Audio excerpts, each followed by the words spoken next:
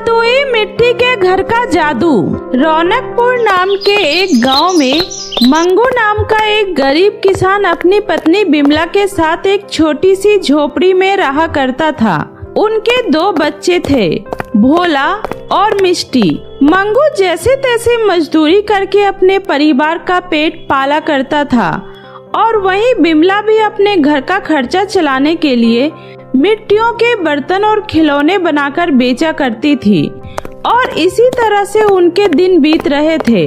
तभी एक बार की बात है, गांव में एक भयानक तूफान आता है और उस तूफान में मंगू और उसकी पत्नी अपने जान से हाथ धो बैठती है और उनके जाने के बाद भोला और मिष्टी अनाथ हो जाते हैं। उनके पास अपने घर चलाने का भी कोई साधन नहीं होता है और धीरे धीरे उनकी परिस्थितियां बिगड़ने लगती है। दीदी, मुझे बहुत तेज भूख लगी है और हमारे पास खाने के लिए कुछ भी नहीं है, तो हम लोग क्या करेंगे दीदी?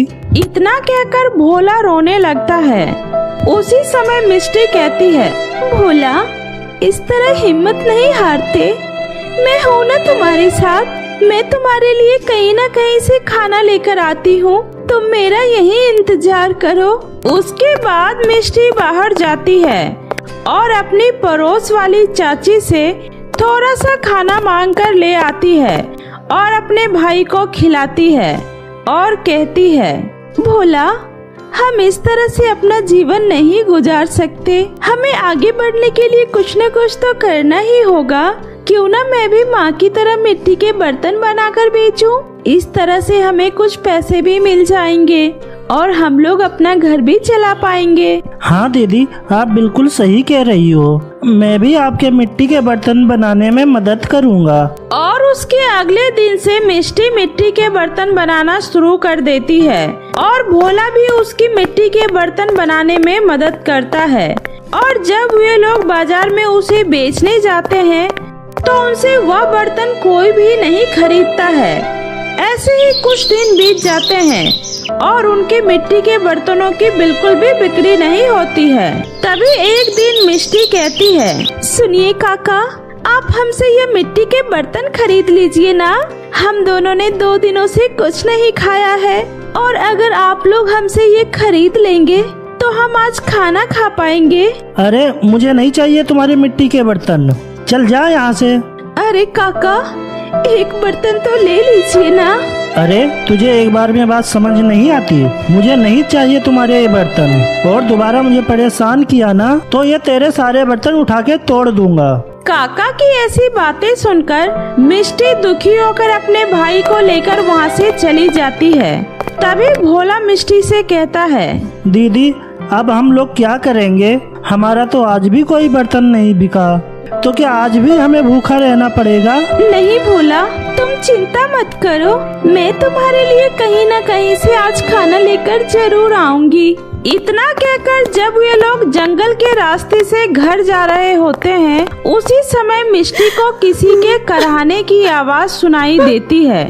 भोला, मुझे लगता है कोई दर्द से करा रहा है, शायद उसे हमारी मदद की जरूरत है, चलो चलकर देखते हैं। उसके बाद वे दोनों उस आवाज का पीछा करते हुए वहां पहुंचते हैं तो देखते हैं कि एक बूढ़ी औरत वहां पर बेहोश पड़ी होती है।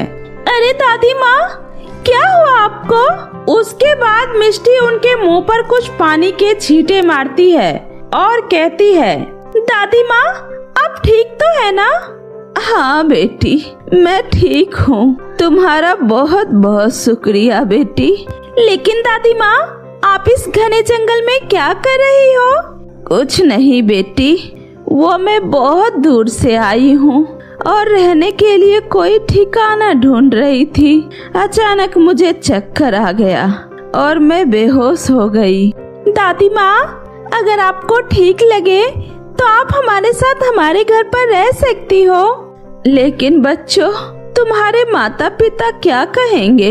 दादी माँ, हमारे माता पिता नहीं हैं, हम लोग अनाथ हैं। हाँ दादी माँ, हम लोगों के माता पिता अब इस दुनिया में नहीं हैं, इसलिए हम लोग अपना पेट पालने के लिए ये मिट्टी के बर्तन और खिलौने बनाकर बेचते हैं। तुम लोग बहुत ही बहादुर हो बेटे, जो इतनी छोटी सी उम्र में भी इतनी मेहनत कर रहे हो। हाँ दादी माँ, हम लोग मेहनत तो कर रहे हैं, लेकिन हमारी इस मेहनत को किसी को भी नजर ही नहीं आती। कोई हमसे ये बर्तन और खिलौने नहीं खरीदता दादी माँ। कोई बात नहीं बच्चों, अब तुम लोग चिंता मत करो, मैं आ गई हूँ ना। अब मैं तुम्हारी सारी परेशानियों को दूर कर दूंगी। उस वह बूढ़ी औरत मिष्टी के साथ उसके घर चली जाती है और कहती है, सुनो बच्चों, तुम लोग इस मिट्टी से एक सुंदर सा घर बनाओ और उस घर में अपनी जरूरत की सारी चीजें बनाना। पर क्यों दादी माँ? क्योंकि तुम लोगों के लिए मेरे पास कुछ है, लेकिन उससे पहले तुम्हें यह मिट्टी का घर बनाना होगा। ठीक है दादी माँ। उसके बाद मिष्टी और भोला मिलकर एक सुंदर सा मिट्टी का घर बनाते हैं, जिसमें उनके जरूरत की सारी चीजें होती है। और जैसे ही वह घर बनकर तैयार हो जाता है, वैसे ही वह बूढ़ी औरत एक जादूगरनी में बदल जाती है और कहती है, सुनो बच्चों, मैं कोई बूढ़ी औरत नहीं हूँ, बल्कि एक जादूगरनी हूँ, और मैं तो बस तुम लोगों की परीक्षा ले रही थी, जिसमें तुम लोग पास हो गए हो, इसलिए मैं तुम लोगों को कुछ देना चाहती हूँ। उसी समय वो जादूगरनी उस मिट्टी के घर को एक सुंदर और आलीशान घर में बदल देती है। यह देखकर मिष्टी और भोला बहुत ही खुश हो जाते हैं और कहते हैं, अरे वाह, यह मिट्टी का घर तो सच में असली घर में बदल गया। हाँ दीदी, और वो भी इतना बड़ा घर। हाँ बच्चों, और यह कोई मामूली घर नहीं है, बल्कि एक जादुई घर है, और आज से यह घर तुम्हारा है, और इस घर में तुम्हारी जरूरतों की सारी चीजें मौजूद है। तुम लोगों को किसी तरह की कोई भी तकलीफ नहीं होगी। अब तुम लोग अपना जीवन खुशी खुशी व्यतीत कर पाओगे। आपका बहुत बहुत शुक्रिया जादूगरनी जी।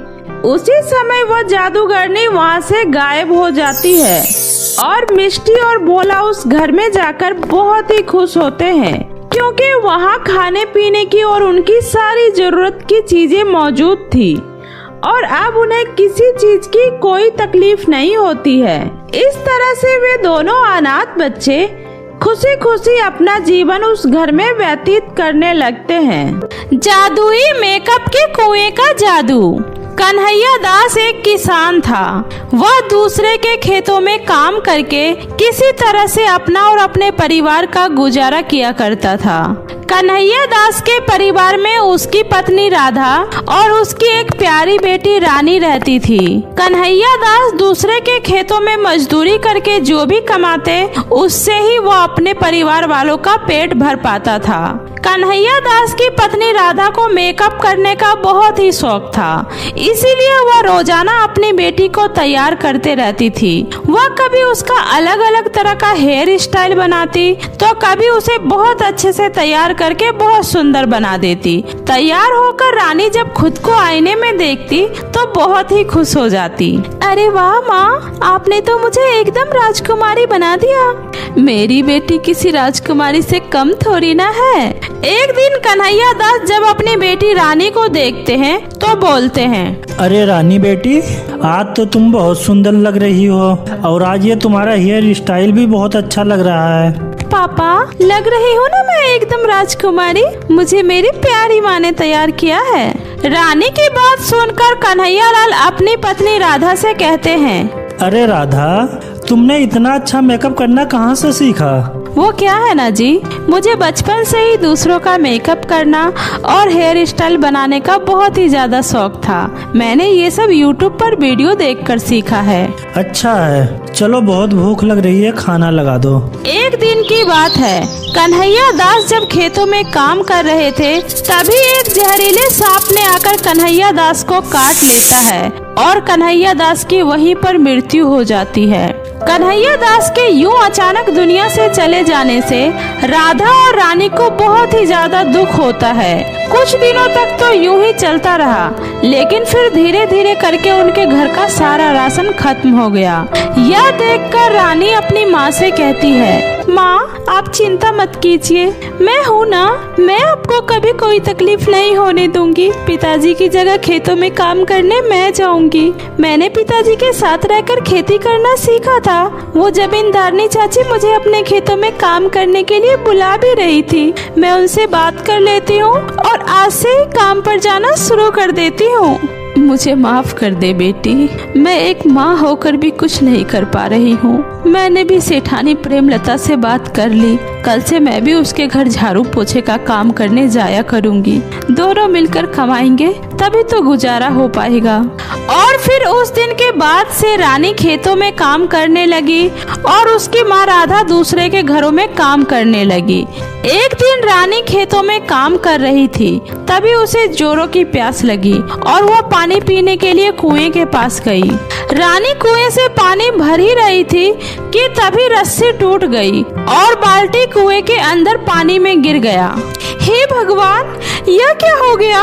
यह बाल्टी तो पानी में गिर गई। अगर जमींदारनी को इस बारे में पता चला फिर तो वो मुझे काम से निकाल देगी और मुझे मेरा पगार भी नहीं देगी। मुझे यह बाल्टी कैसे भी करके कुएं से बाहर निकालना होगा। यह सोचकर रानी बाल्टी निकालने के लिए कुएं में कूद जाती है। वह कुएं के गहराई में चली जाती है और बेहोश हो जाती है। जब उसे होश आता है तब वह देखती है वह एक अलग ही दुनिया में आ गई है। वह दुनिया बहुत ही विचित्र था। यह देखकर रानी और भी ज्यादा घबरा जाती है और जोर जोर से रोने लगती है। मुझे बहुत डर लग रहा है। मैं तो कुएं में सिर्फ बाल्टी लेने आई थी, लेकिन पता नहीं मैं ये कौन सी दुनिया में आ गई हूँ। अब मैं यहाँ से वापस कैसे निकलूं? मुझे कुछ समझ में नहीं आ रहा है। मुझे कुछ हो गया फिर मेरी माँ का ख्याल कौन रखेगा? हे भगवान, मेरी मदद करो। रानी को रोता देखकर कुएं में से आवाज आती है, बेटी घबराओ मत, मैं हूँ ना तुम्हारे साथ। बेटी, मैं कुआं बोल रही हूँ। कुआं जी, मेरी मदद कीजिए। मेरी माँ का मेरे सिवा इस दुनिया में कोई नहीं है। मैं अभी मरना नहीं चाहती। मैं उन्हें अकेले छोड़कर नहीं जा सकती। प्लीज मेरी मदद कीजिए। रानी बेटी, मुझे तुम्हारे बारे में सब कुछ पता है। इतनी छोटी सी उम्र में तुम बहुत ही ज्यादा मेहनत कर रही हो। मैं तुम्हारी मदद करूंगी और तुम्हारे सारे कष्ट दूर कर दूंगी। कुएं के इतना कहते ही रानी के सामने बहुत सारे जादुई मेकअप प्रकट हो गए और फिर कुएं ने रानी से कहा, बेटी यह सारे जादुई मेकअप है। यह मेकअप जो भी लड़कियां लगाएगी वह अत्यंत खूबसूरत हो जाएगी। मुझे पता है कि तुम्हारी माँ को मेकअप करना बहुत ही पसंद है। तुम इस मेकअप को ले जाओ और अपनी माँ से बोलकर अपना एक ब्यूटी पार्लर खोलो और फिर जादुई मेकअप की मदद से खूब पैसा कमाओ। और हाँ, जब इस जादुई मेकअप की मदद से तुम्हारी गरीबी पूरी तरह दूर हो जाए फिर तुम अपने जैसे और भी गरीब और बेसहारा लोगों की मदद करना। यह सुनकर रानी उस जादुई कुएं का धन्यवाद करती है और फिर उस जादुई कुएं की शक्ति की मदद से रानी अपनी आंखें बंद करते ही अपने घर पर आ जाती है। घर आने के बाद रानी उस जादुई कुएं से मिली जादुई मेकअप के बारे में अपनी माँ को सारी बातें बताती है। यह सब सुनने के बाद राधा अपना पुराना पायल बेचकर एक ब्यूटी पार्लर खोलती है। जिस जगह राधा ने अपना पार्लर खोला था उसी के बगल में एक काजल नाम की लड़की का भी पार्लर था। काजल कई सालों से वहाँ पर अपना पार्लर चला रही थी।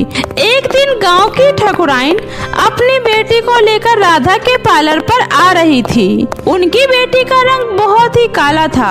उन्हें देखकर काजल कहती है, अरे ठकुराइन जी, लगता है आज आप मेरी दुकान का रास्ता भूल गई हैं। मेरी दुकान तो इधर है, उधर नहीं। आप उसकी दुकान पर क्यों जा रही है? अरे वह लोग क्या मेकअप करेंगे? उन्हें तो बस झाड़ू पोछा करना आता है, मेकअप नहीं। नहीं नहीं काजल, मैंने अपनी बेटी का कई बार तुमसे मेकअप कराया है। इसको अब तक जितनी बार भी लड़के वाले देखने आए हैं उतनी बार तुमने ही इसका मेकअप किया है और हर बार लड़के ने मेरी बेटी को नापसंद करके चला गया है। इस बार एक और नया रिश्ता आया है और मैं नहीं चाहती इस बार भी लड़का मेरी बेटी को शादी के लिए मना करके चला जाए। इसलिए इस बार मैं सोच रही हूँ कि मैं राधा बहन से ही अपनी बेटी का मेकअप करवाऊँ। मैंने उसकी बहुत ही ज्यादा तारीफ सुनी है। सुना है वो बदसूरत लड़की को भी बहुत ही ज्यादा सुंदर बना देती है। इतना कहकर ठाकुराइन अपनी बेटी को राधा के दुकान पर ले जाती है। राधा ठाकुराइन की बेटी का बहुत ही अच्छा हेयर स्टाइल बनाकर उसे जादुई मेकअप लगाती है। ऐसा करते ही ठाकुराइन की बेटी बहुत ही ज्यादा खूबसूरत लड़की में बदल जाती है।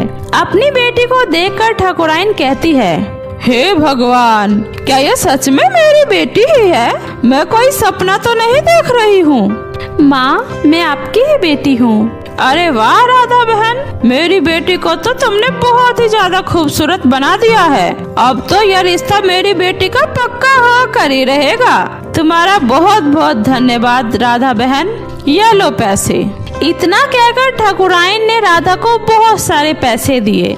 इसी तरह धीरे धीरे राधा के पार्लर के बारे में पूरे गांव में चर्चा हो गई, यहाँ तक कि आसपास के गांव में भी। गांव के सभी औरतें अब राधा से ही मेकअप करवाने लगी। यह सब देखकर काजल को बहुत ही ज्यादा गुस्सा आता है। कुछ ही दिनों में राधा ने बहुत सारे पैसे कमा लिए और उन पैसों से उसने मकान, गाड़ी सब कुछ खरीद लिया।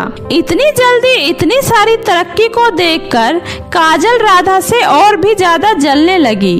एक दिन काजल अपने मन में सोचती है, पता नहीं इस राधा की बच्ची के पास ऐसा क्या है जो मेरे पास नहीं है। वो जिस भी कस्टमर का मेकअप करती है वो इतनी ज्यादा सुंदर हो जाती है। कुछ तो गड़बड़ है, मुझे पता करना होगा। उसके बाद काजल राधा और उसकी बेटी रानी पर नजर रखने लगती है। एक दिन राधा और रानी उस जादुई मेकअप के बारे में बात कर रही थी। तभी काजल ने चुपके से उनकी बातें सुन ली। उसी रात काजल ने उसके दुकान में घुसकर उसका जादुई मेकअप चुरा ली। अगले दिन जब राधा को अपनी दुकान पर एक भी मेकअप दिखाई नहीं दिया तो वो बहुत ही ज्यादा घबरा गई। तभी उसने देखा एक बहुत ही खूबसूरत लड़की गाड़ी से उतरी और वह काजल की दुकान में चली गई। वह लड़की काजल के पार्लर में आके उससे बोलती है, हेलो मैडम, आज मुझे ब्यूटी कंपटीशन में जाना है तो इसलिए तुम मेरा बहुत अच्छे से मेकअप कर दो। ऐसा मेकअप करना कि यह कंपटीशन मैं ही जीतूं। पैसों की फिक्र मत करो, तुम मुझसे जितना चाहो उतने पैसे ले लेना, बस मेरा मेकअप अच्छा होना चाहिए। डोंट वरी मैडम, आपका मेकअप बहुत ही अच्छा होगा। इतना कहकर काजल उस लड़की का मेकअप करने लगती है। मेकअप करने के बाद काजल ने जैसे ही उस लड़की को उस जादुई मेकअप से मेकअप लगाती है वो लड़की बहुत ही ज्यादा काली और बदसूरत हो जाती है। हे भगवान, ये तुमने मेरा क्या हाल बना दिया, मैं तुम्हें जिंदा नहीं छोड़ूंगी। इतना बोलकर वह लड़की काजल की खूब पिटाई करने लगती है। काजल अपनी जान बचाने के लिए जोर जोर से चीखने लगती है। काजल के चीखने की आवाज सुनकर राधा और रानी भागते हुए वहां आती है और किसी तरह से उस लड़की से काजल की जान बचाती है। मुझे बचा लो राधा, वरना ये मैडम तो मुझे मार डालेगी, प्लीज राधा। उसके बाद काजल राधा को सारी सच्चाई बता देती है कि कैसे उसने लालच में आकर उसका जादुई मेकअप चुरा लिया, जिसकी वजह से उस लड़की का चेहरा खराब हो गया। सब कुछ सुनने के बाद राधा उस जादुई लिपस्टिक से कहकर उस मैडम को फिर से पहले जैसा कर देती है, जिसके बाद काजल के जान में जान आती है और फिर काजल माफी मांगते हुए राधा को उसकी जादुई मेकअप लौटा देती है। और उस दिन के बाद से काजल कभी भी राधा और रानी से नहीं जलती है। धीरे धीरे राधा और रानी ने बहुत ही ज्यादा पैसा कमाया और उन पैसों से कुएं से किए वादे के अनुसार गरीब और बेसहारा लोगों की खूब मदद करने लगी। तो मेरे प्यारे दोस्तों, कैसी लगी आपको मेरी ये कहानी, मुझे कमेंट करके जरूर बताएं। कहानी अच्छी लगी हो तो इसे अपने दोस्तों के साथ भी शेयर करें। और हाँ दोस्तों, अगर आपने अब तक मेरे चैनल जादुई टीवी को सब्सक्राइब नहीं किया है तो जल्दी से नीचे लाल बटन दबाकर अभी सब्सक्राइब कर ले। तो मिलती हूँ ऐसे ही फिर किसी नई मजेदार जादुई कहानी के साथ। तब तक अपना ध्यान रखें। बाय बाय दोस्तों।